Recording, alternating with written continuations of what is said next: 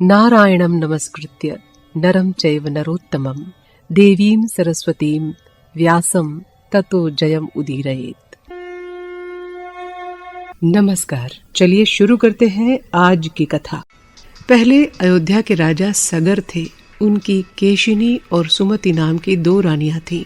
सगर ने पुत्र की कामना से बहुत दिन तक अपने गुरु भृगु ऋषि की सेवा की थी। उनकी सेवा से प्रसन्न होकर मुनि ने कहा, महाराज, मैं आपकी सेवा से बहुत प्रसन्न हूँ। देखिए, आप पुत्र चाहते हैं। मैं आपको वरदान देता हूँ कि आपकी एक रानी के 1 पुत्र होगा, जिससे आपका वंश चलेगा, और दूसरी रानी से 60,000 पुत्र होंगे। ये सुनकर सगर की दोनों रानियों ने हाथ जोड़कर ऋषि से पूछा, 1 पुत्र किसके होगा और 60,000 किसके होंगे? भृगु ने कहा, ये तुम लोग आपस में निश्चय कर लो। तब रानी केशिनी ने कहा, मैं वंश चलाने वाला 1 ही पुत्र चाहती हूँ। यथा समय रानी केशिनी के असमंजस नाम का पुत्र उत्पन्न हुआ और सुमति के गर्भ से एक टोम्बी पैदा हुई। उस टोम्बी को तोड़ने से 60,000 पुत्र हुए। यथा समय सब राजकुमार जवान हुए। सगर के बड़े पुत्र असमंजस बड़े ऊधमी थे। वे नित्य प्रति पूर्ववासियों के बच्चों को पकड़कर सरयू नदी में डुबा देते थे, और जब बालक डूबने लगते थे तब ताली बजाकर हंसते थे। पूर्ववासियों ने राजा सगर से असमंजस की बहुत शिकायतें की। अंत में राजा सगर ने असमंजस को वंश का कलंक समझकर अपने राज्य से बाहर निकाल दिया। असमंजस के पुत्र अंशुमान बड़े सज्जन और धर्मात्मा हुए। महाराज सगर ने 100 अश्वमेध करने का विचार किया।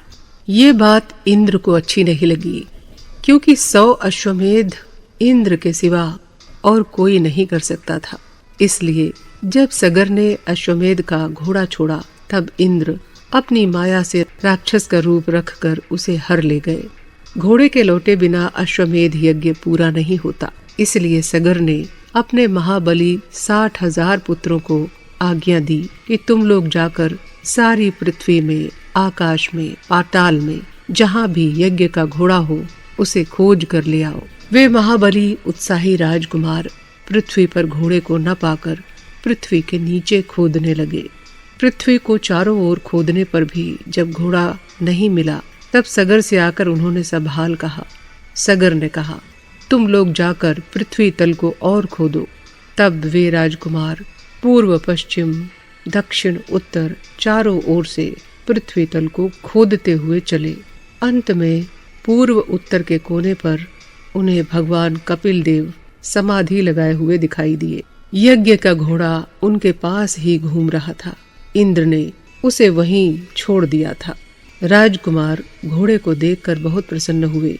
वे विष्णु के अवतार कपिल देव को ही घोड़े का चोर समझ बैठे और उनको अनेक कुवाक्य कहते हुए उनकी ओर दौड़ पड़े। उनके कोलाहल से कपिल देव की समाधि टूट गई। उन्होंने क्रोध करके जो हुंकार किया, तो उसकी आग से वे सब राजकुमार वहीं जलकर राख का ढेर हो गए।